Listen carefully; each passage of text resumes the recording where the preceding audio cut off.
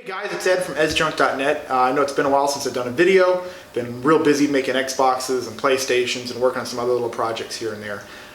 Recently though, I've been working on a new project. I'm sure we've all seen the new Star Wars movie. I loved it. I've been a Star Wars fan my entire life. And who doesn't love the new little guy of Star Wars? And that would be BB-8. As you can see next to me, here's my little buddy. This is what I've been working on recently. Yeah, I know. And I kind of want to show you guys how I did this, how I made it. Maybe you guys can make your own or just appreciate the work that went into this and all the other guys that do it. There's a group on Facebook called the BB-8 Builders Club. I found them after I watched one of the trailers of Star Wars. I'm like, man, I really would love to have a BB-8. I always wanted to do an R2-D2, but since this little guy showed up, I'm like, hey, that looks like a challenge, looks like fun. Not a lot of people are doing it yet. I'm sure they're getting good at it and getting, they're perfecting it and getting better and better and better, and I'm hoping to help and give out to the community.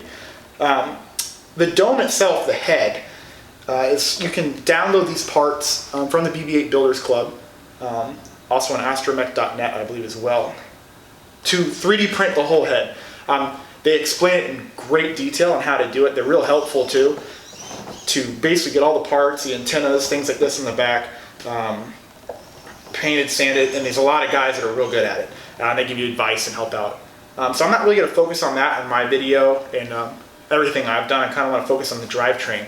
There's a few different ways to drive them. Some people do the hamster ball system, basically where if you were to take this sphere on the inside, put a toy truck, for example, an RC truck on the bottom, if it drove forward, it would roll, so it could roll in any direction. I didn't go that route. I don't think that's the way they actually did it for the Anaheim video in Star Wars. There's a single axle that runs through the middle of the ball that has a counterweight on the bottom, so when you turn the counterweight, the ball will roll forward or backwards. And then the head is then attached to it. It's all custom made. I did it all out of aluminum, 1/4-inch aluminum, some 3D printed parts and a lot of motors and servos like that. Again, a lot of that's on my website. I will explain there kind of how I built it. I actually am offering the DXF files and the 3D print files on how to do that. So I started this BB-8, actually Christmas Day. I started printing my first dome pieces, getting it in there, printing all those, sanding them. It was a great place to start because it gives you something that you're like pretty excited about. But then after you do the dome, after spending a week or two building the dome, you realize, man, now is where the hard part starts, and that's getting this sphere and body to work well.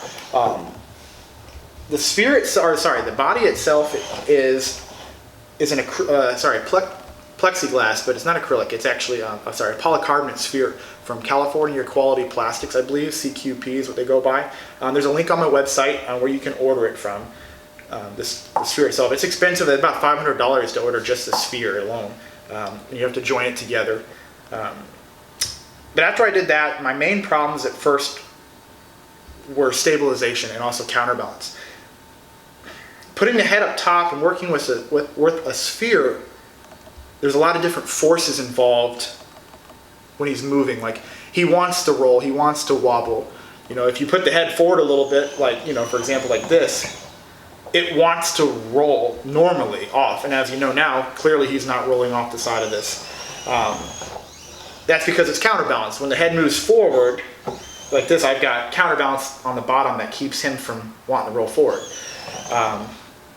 And that's how you do that. But if you want him to roll forward, you actually have to move the weight itself. I'm going to try to do this without rolling right off of here. But see, he can roll forwards and backwards. And also you guys can see in the videos that I do, I've had him rolling outside in the grass. He's a little stable out there, a little unstable out there, but you can tell because there's little holes and stuff and hills in the grass that cause him to be a little off.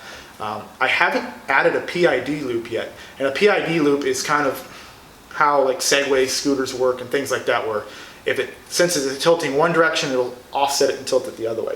I haven't got there yet because I really wanted to perfect all the mechanisms and everything before that, get them as stable as possible, then add it to really fine tune them, and I'm still getting there. I also added the sphere lights to them. These body lights are a little brighter than in Star Wars, the movie itself. I am able to do this because I have the pendulum single axis system. If you had the hamster style system, it wouldn't work because he was always be wanting to roll over the lights. In this case, the only thing that actually ever touches the lights would be the head on the outside, because the lights themselves never touch anything. The magnet itself runs over the wire and LEDs, along with the pendulum and the counterweight.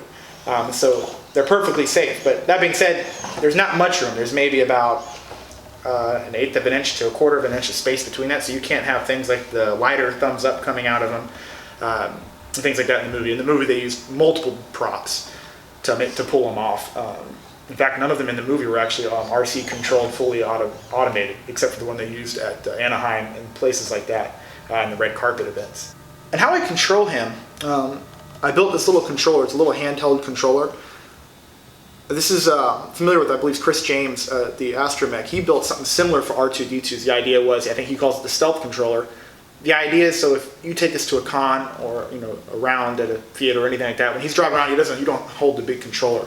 And I liked that idea, and I wanted something for BB-8 to do something similar, but I wanted something single-handed. So on this one, I can control his movements here on this stick, and also his head movement down here. As you can see, I don't want to roll him too much because then he'll want to roll off this stage here. But also you have controls to do the audio. So if I push this, he'll talk to me. A little bit too much here. And again, I'm moving him and making him talk at the same time to give him kind of that feel. Yeah. You're done? So this top one is kind of like a random audio. Then my other two buttons have specific set audio things. Like this one's kind of whatever I'd use that one for, but the other one's kind of like him whistling. And when I do this, his body lights will flash as well. Everything's connected with XB, the XB protocol using an Arduino. So the lights, the internal mechanism, and the dome itself is all listening to the serial output of this. So I push this, the lights will flash, and he'll whistle, as you can see. Just to kind of gives him the idea that he's actually alive and really talking and moving around.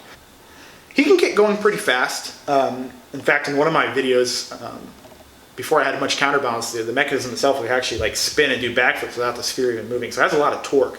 So he can move quick, but the problem is if you move too quick and stop too quick, it's going to throw the momentum off. He's going to want to roll forward or roll backwards.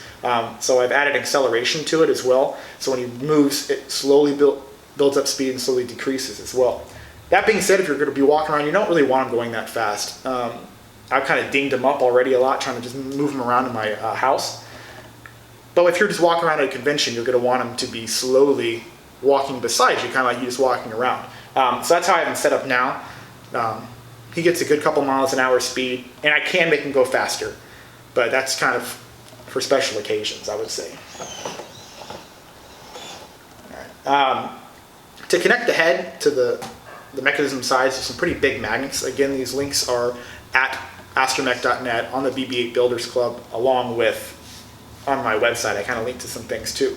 And that's what holds the head in. So really the head, even though it's moving around like this, the only thing that's attached is magnets. There's no mechanisms or motors in this. There's just magnets inside here with some balls. Again, someone designed this excellent system at the BB-8 Builders Club. I just implemented it into my pendulum system. And they're pretty strong magnets, actually. They're kind of dangerous. But that gives the ability of him to be able to move around and not be physically connected to anything. All right, so if you guys want to check it out, more information is on my site, edsjunk.net, and just click the BB-8 log there, the guide. I explain a lot. I'm going to be adding things and taking things away a lot because I'm still working on him constantly to kind of perfect him. Especially now that I want to do R2-D2 as well, because I haven't done one of those yet. I'll be working on both of them at the same time. Yeah, check that out. Check out my other videos, guys. I have a lot of other different projects I'm always working on, always doing something. And yeah, again, it's edsjunk.net. I'm Ed Zarek, and that's BB-8. We'll see you guys later. Bye, Bubby.